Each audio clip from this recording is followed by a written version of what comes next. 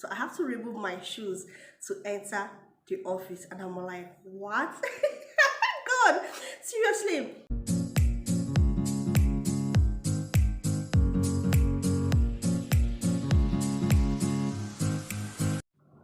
Hi beautiful people, welcome back to the channel. It's your girl Chinazo. I'm super excited to be here today again with another video for you. Or if it's your first time of seeing my video, please consider subscribing to the channel right now because you will love it here. My returning subscriber, you already know I love you so much. Thank you for coming back. Yeah, so today I'm back with another video. Today we're going to be talking about culture shocks in Malaysia. As an African living in Malaysia, you know, there are some things they do. I'm like, wow, wow, wow, wow. So those things that shocked me, those culture shock, is what I'm going to be discussing today with you. Also, if you see me looking down, that's because I have a book here. I have to put down the points so I don't forget them. So let's head into it. Number one is removing shoes while entering houses, offices, schools. Like, as an African, that is not part of us. Like, we wear shoes when we enter everywhere, okay? But here, most of the offices, the one that shocked me most was my first week in Malaysia. I have to go to one corporate office to get something for my visa extension, and immediately we got there, I was told to remove my shoe to enter this office. It's a corporate office, so I have to remove my shoes to enter the office, and I'm like, what? God, seriously. It's like, I was like, you know. So I asked my why. My husband said it's like that, you have to. So I have to put up my shoes to enter the place. So it's kind of like, it's not what we used to. It's not the kind of things we used to see all the time. Mostly in Nigeria, you can remove shoes while entering people's houses, but not corporate office. And another one is in my daughter's school.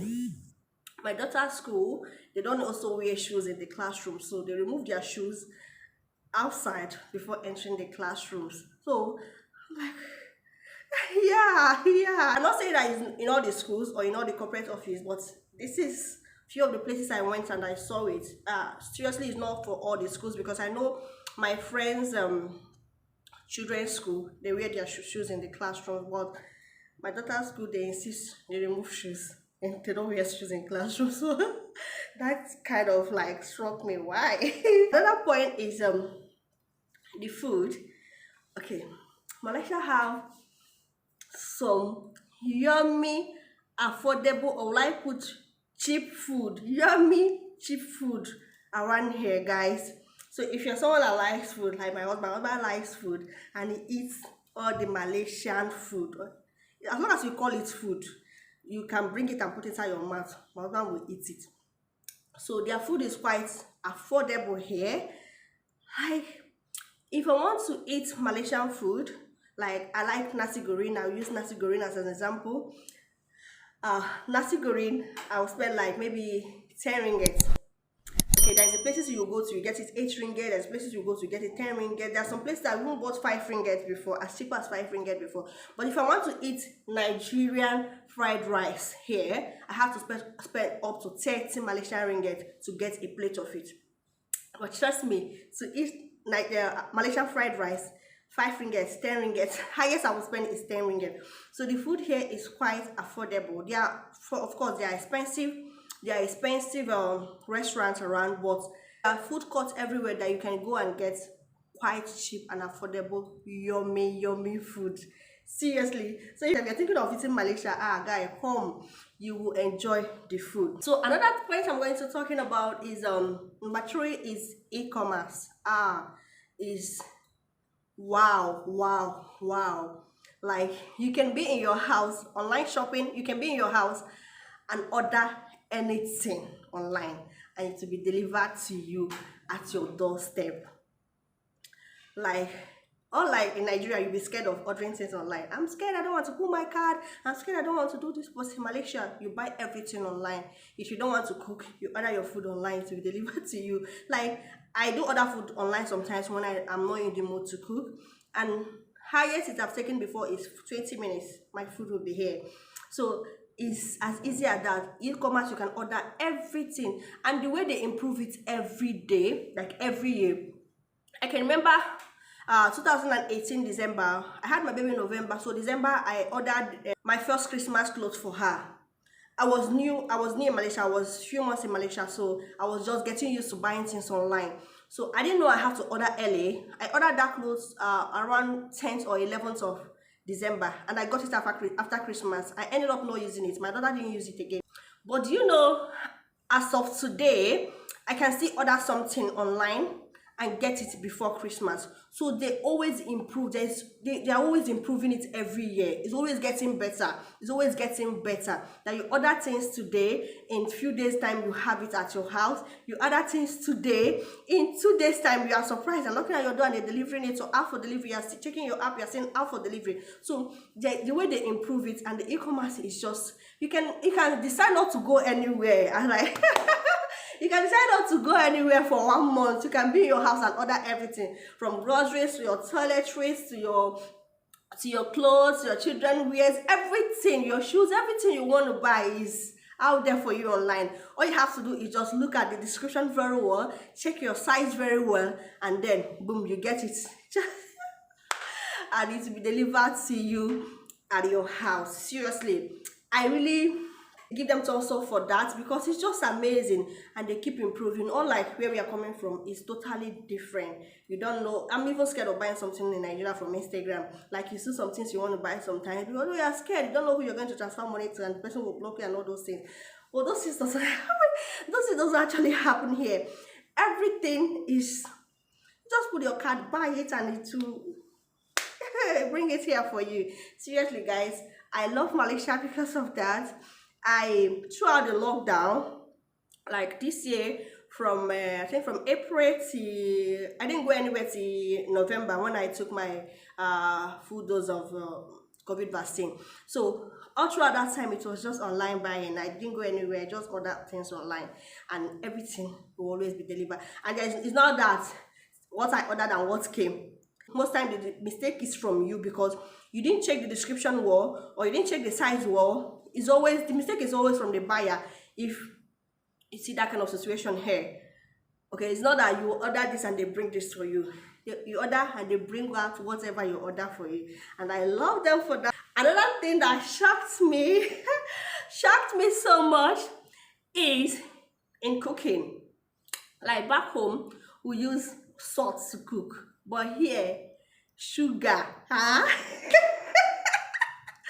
Guys, people use sugar to cook. Sugar, the way they use sugar and garlic is where we use onion and salt. People use sugar in their food. Like, whenever I'm ordering food, I first of all tell them, please, no garlic and no sugar, because the way these people are eating sugar here, take time, go carry, they go house. But then, that is what they love. And the garlic issue, I really had problem with the garlic, frying garlic the first time I came here, because the smell was always horrible. But look, I'm used to it. I'm 3 years here now, and I'm used to it. The smell was always horrible. Like, sometimes when my neighbor is cooking, I'll go and close my kitchen, close all my windows, so I don't get to perceive that garlic fry. So the way we fry onion, they fry only garlic. And garlic is not just garlic. It's not the way we use garlic in our place. These people use garlic. When I mean use garlic, I mean use garlic. And when I mean use sugar, they use sugar. So the way we use salt and onion, they use garlic and sugar to cook. So also get that in mind, that Malaysians use garlic a lot. They love garlic a lot. I know garlic has so many health benefits, but then yeah, I don't like the smell. And the garlic used to have this smell after you eat it. You must perceive it in the person's mouth. I don't actually like that aspect of it. But then it is what it is. They love it. I'm getting used to the smell of garlic around me, but still I try to avoid eating garlic most times when I go outside. I can use it to cook in my house. You know how we use it? To use like 2 peas to cook, but them they use, I don't know how they use it, but the smell is always very horrible, and that shocked me a lot. How can people be eating garlic like this? The last and the final point, I'm just going to mention, I'm going to mention 5 points today. The last and the final point is government control of price, or food price. Because government has a lot of control over food price. Like, I'll give you an example. Like in Nigeria, when I was in Nigeria, it's easier for you to go to the market. It's cheaper for you to go to the market to buy things than going to the mall or the supermarket. It's always very expensive there. Like something you buy 1 naira in the market, if you go to shopping mall, you buy it 10 naira. But here it's not like that. Whatever you buy in the market is what you're buying at the shopping mall. So when I came, I didn't even know that. So sometimes when we are passing, you will see people selling fruits by the roadside. Most places you will see people selling fruits, like fruit shop by the roadside. You know, I was like, my husband see fruits, so stop, let's buy it to be cheap here. Like Nigeria girl where I be now, it's cheaper in the street. My husband said, please don't worry, it's the same price. The same thing you're going to buy it here is what you're going to buy it in the mall. So why don't you go to the mall and buy it since we are going there? So the government have a lot of control over these things. You don't manipulate the price, you don't cheat people. You don't, like in Nigeria. And I know now, if you see how the person dress, as how he wear fine hair, this auntie get money, what if they say 5 naira, I can't tell them say na 10 naira because she look good, she's looking good. But here not be like that. Whatever you say to Mr. A is what you're going to sell me to Mr. B. Whatever Mr. A buys it in the road, in the market, in the night market, is what you're going to buy it in the shopping mall. So the government have a lot of control over food prices, and that is just an awesome thing. It's just an amazing thing. So nobody gets to cheat anybody. Everybody gets to buy at the same price. Be you, if you are rich, if you're poor, you buy at the same price. Okay, so there is this regulation that's just so awesome. I love that. I love that about Malaysia.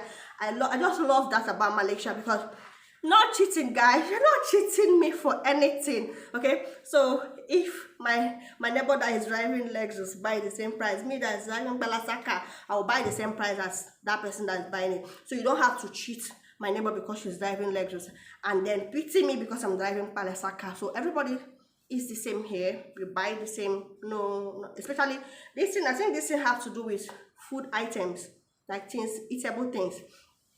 So that is it about this video. I hope you enjoy it.